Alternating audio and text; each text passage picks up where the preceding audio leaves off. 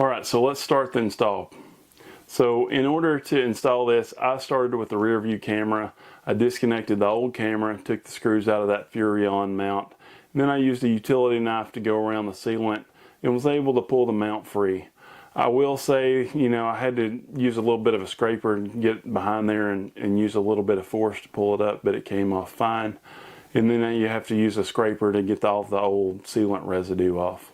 Now, a lot of that residue that's left, I'm going to give you a tip that I picked up. It was actually from Brian with RVing with Tito one time when I first got into this. I saw him do it on something. But on that fiberglass, to get that off, it works really good if you use a little bit of WD-40. Just squirt that on there and use your razor scraper to go around and get the rest of that residue off.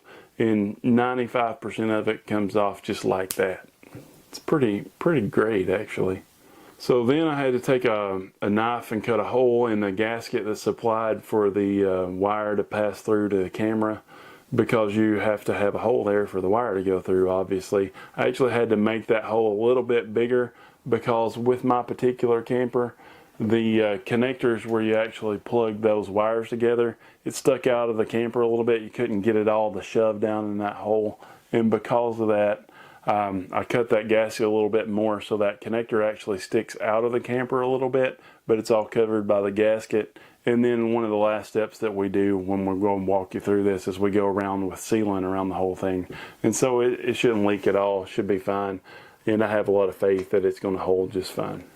Now, if I remember right, I think that the screw holes actually matched up with the Furrion mounting plate, but because they had been way over tightened when it was put in initially, those screws, the holes were wore out, they were too big. So I did move it over the side just to offset it a little bit, and that way I could get a new bite with the screws. And because I did that, it did leave one of those holes just kind of barely exposed, but like I said, I went around the whole thing with sealant and I got that sealed up. Shouldn't be any issues for me at all. The sealant that we actually used was ChemLink Clear, which is what my friend down at Shelburne RV, he really recommends, says that it works great. So I started using that and I've not had any issues since I started using it about a year or two ago. So then I went to the side marker lights. I had concerns about the awning rail on the passenger side. I had concerns that it would kind of block the view, and so it would kind of be like that.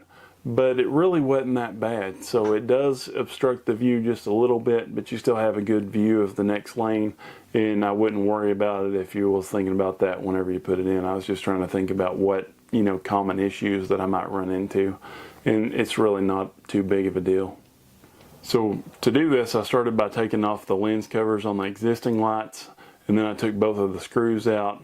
Then I used a utility knife to cut around there, being careful to try to not cut into that file line, and then just use a scraper to put behind there and pry the light off just like I did with the camera on the back, and go through and clean it up with the WD-40 and stuff. Then I used the supplied crimping connectors to put it all back together. I did the passenger side first, and like I said before, I just simply put it right back where it was pretty much.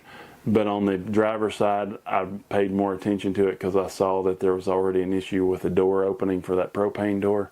And so I slid it as forward as I could, which was about an additional inch, and it gave it about 10 to 15 degrees more of opening power, so it worked out pretty good. So when I went to the truck, I already had the monitor in there, but that monitor is not compatible with this new system because it actually, takes different antennas. Has 2 antennas on this one.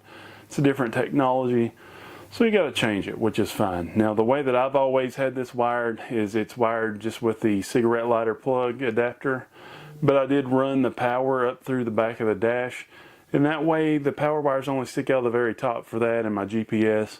And whenever I did this, I did add the micro USB for my tire minder system. That way it gives me a lot cleaner look than what I had before. But because of that, I had to take the dash apart in order to unplug the monitor from the power wire so I could plug the new one in. Now when I did that, I do wrap that with some electrical tape just because it's behind the dash and it's hard to get to, so if it was to come out or something, it just gives it a little extra security. No big deal. But it used the same mount and everything like that, and so I didn't have to make any more holes in my dash or anything like that. The mount that I use is one that comes with the kit, And it actually, it's got 3M tape on the bottom of it, so it would be a little bit of a mess if I had to take it up. But like I say, the mount was the same, fit the new monitor just fine.